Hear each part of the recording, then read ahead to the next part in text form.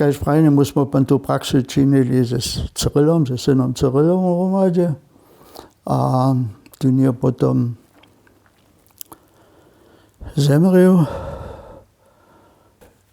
To by się to najšurovejšie za mňa, alebo za nás. Hej, a potom sme tú praxu sme potom ešte mieli roka podľa Netova tam.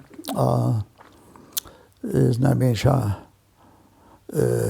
no hej, to schon budale šlo, znamená, ja som ty na moje starú museli znamená, že ja mám tu možnosť pon jeny, ktorí by się přistali na skutná liekarka, tá ja tú praxu potom převzala.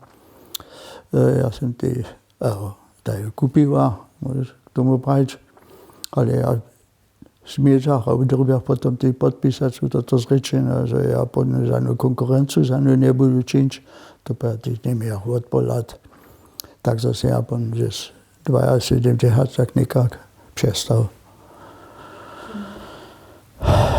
To by się sobie najsłowsze.